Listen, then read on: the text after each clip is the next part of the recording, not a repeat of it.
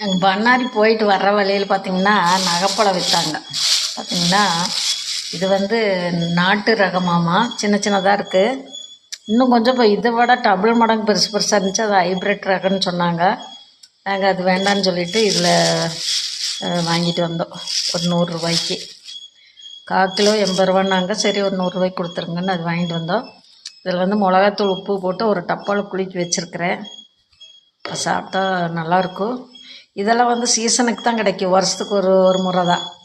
அதனால் இது கண்டிப்பாக நகைப்பழமெல்லாம் கிடச்சதுன்னா கண்டிப்பாக வாங்கி சாப்பிடுங்க. உடம்புக்கும் ரொம்ப நல்லது.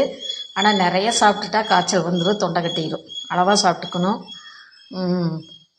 இது வந்து சுகருக்கெல்லாம் ரொம்ப நல்லதாம்மா. துவர்ப்பு இருக்குதுல்ல, அதனால் இந்த கொட்டையெல்லாம் வந்து சுகருக்கு ரொம்ப நல்லது.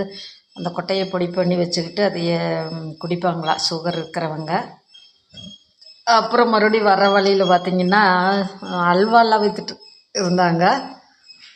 பார்த்திங்கன்னா 3 விதமாக விற்றாங்க. இந்த கருப்பு கலர் அல்வா இது வந்து 1/4 கிலோ 100 ரூபா சொன்னாங்க. இது வந்து 1/4 கிலோ 80 ரூபா சொன்னாங்க. இது வந்து 1/4 கிலோ 50 ரூபா சொன்னாங்க. சரின்னு 3 ஒரு 1/4 கிலோ 1/4 கிலோ வாங்கிட்டு வந்தோம். எங்கள் பொண்ணுக்கு வந்து இந்த அல்வா வந்து ரொம்ப பிடிக்கும். கடையில் விற்கிற அல்வாவை விட இது அப்படியே கத்தியில் அறுத்தறுத்து தருவாங்க. கோதுமை அல்வா தனியாக, மைதா அல்வா தனியாக அந்த மாதிரியெல்லாம் இருக்கும். அது வாங்கிட்டு வந்தோம். அப்புறம் பார்த்திங்கன்னா பாருங்கள், அப்புறம் பார்த்திங்கன்னா மல்லிகைப்பூ செடி, முல்லைப்பூ செடி. மல்லிகைப்பூ முல்லைப்பூ 2 பார்த்திங்களா, முல்லைப்பூ மொக்கு தெரியுது. மல்லிகைப்பூ செடி 2, முல்லைப்பூ செடி 2 வாங்கிட்டு வந்தோம். சரி மாடியில் ஒரு தொட்டியில் வச்சு வைக்கலாம் அப்படின்னு சொல்லிட்டு வாங்கிட்டு வந்தோம். சரி நான் வாங்கிட்டு வந்ததெல்லாம் உங்கள்கிட்ட காட்டணுமே அப்படின்னு சொல்லிட்டு தான் காட்டினேன். வேறு ஒன்றும் இல்லை. நீங்களாம் அமாவாசைக்கு என்ன பண்ணீங்க? கோயிலுக்கு போனீங்களா?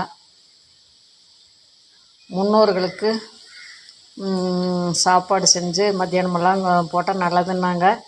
ஆனால் நாங்கள் செய்யலை. சரி ஆடி அமாவாசைக்கு செஞ்சுக்கலாம் அப்படின்னு சொல்லிட்டு விட்டுட்டு நாங்கள் இன்றைக்கி சரி கோயிலுக்கு போயிட்டு வரலாம் அப்படின்ட்டு போயிட்டோம். பண்ணாரி சிறப்பு தரிசனம் நல்லா முடிஞ்சது. பக்கங்கிறதுனால எங்களுக்கு ஒரு 10-14 கிலோமீட்டர் தான் வரும் சத்தியமங்கலத்துலேருந்து பண்ணாரி. நாங்கள் வண்டியிலேயே போயிட்டு வண்டியிலேயே வந்துட்டோம். வந்து வீட்டில் கூட சாப்பிடல, அங்கேயே சாப்பிட்டு வந்ததுனால பசி இல்லை.